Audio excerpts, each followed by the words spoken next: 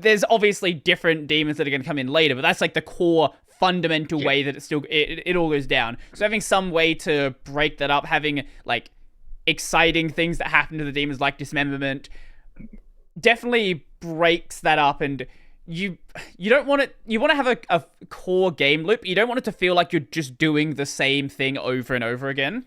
No, absolutely, and I think that's where for us, our ability system, our blood magic combat We system didn't actually really get into sort of that yet, can did we? can shine. Where you've got drastically different ways to deal with demons. You've got now in the game, not in the itch build, but ultimate abilities where you sort of charge those over time by defeating more demons, and then you've got a whole different way to sort of take them down. Mhm. Yeah.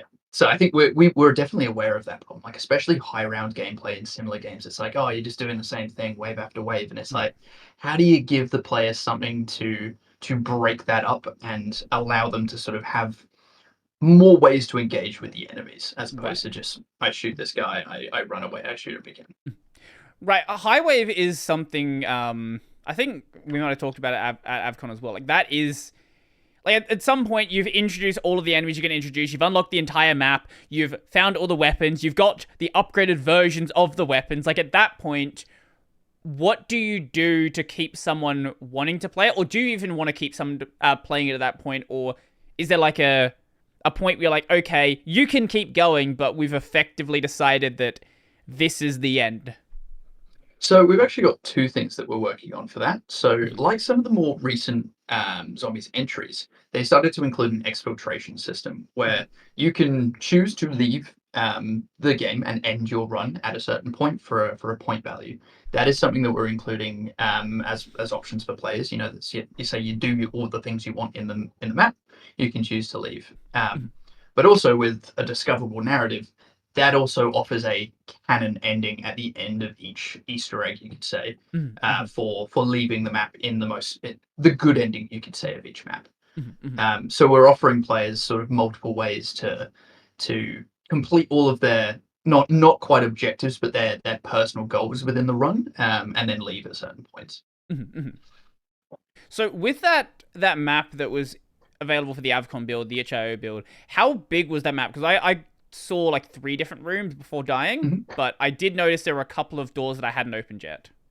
So in that particular map, it's the beginning of the end. It's one of the maps that will be available in early access, Mhm. which is actually getting significantly larger internally, which is great.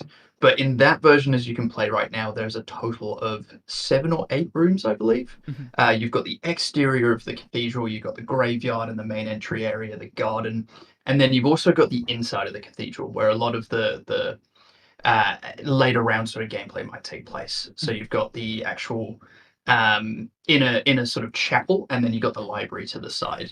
Is that the one that's shown in the Steam trailer? I believe so. Yeah, I Okay. tried to get all of the areas in that trailer at some point, so you should be able to Okay. see the whole map. Okay. Right. Right. Right.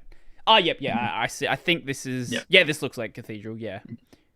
Okay. So Okay. what we actually tried to do with that as well is design the spaces to push players around the maps at different points. Mm. So the cathedral, the chapel itself, is super tight, but then there are gameplay reasons why you have to go in there. We've also placed what we believe is the best weapon in that space, Hmm. and the best ability as well. So having to go into there, trap yourself in the area for the ritual.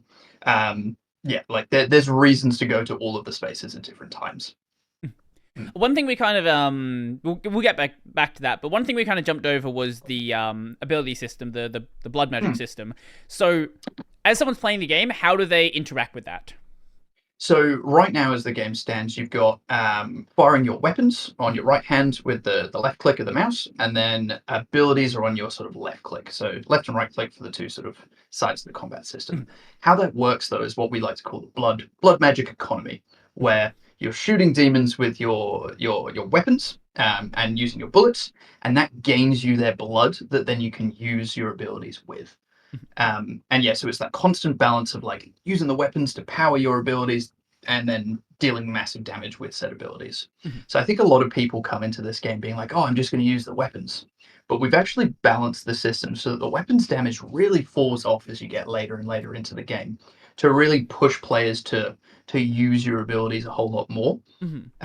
And yeah, so like your weapons are your point gainers or your blood gainer, and then the ability is like the big damage dealer Right. that you'll have on the other hand. Yeah, because I noticed that early on, you get to the graveyard. There's the shotgun Mhm. there or whatever it is. Yeah. Early on, at least, like you can just like fire down hordes, not really think about it. Mhm. Is there a bonus damage for a headshot? I couldn't tell. There is, yeah, Okay, yeah. So okay. you do bonus damage, and I think you get bonus points for headshots on Okay, okay. kills as well. Okay, I was just aiming headshots for everything anyway. But yeah, at that point, like first couple of rounds in, like you're just firing things down. And I think at that point you can also grab the sword. Is that Yes, the... yes, Yeah, you can. okay, If okay. you're in the graveyard, you can Yes. get one of your first two abilities. Mhm. So the starting ability, that is just like the little pea shooter blood magic Yeah. thing. Yeah. Mhm. Blood Knife, I think it's called, Okay. if I remember correctly. Yeah. So that's sort I of don't like almost an SMG in your hand Right, that right, fires right. out little blades of blood daggers Mhm, at the enemies. mhm, mhm.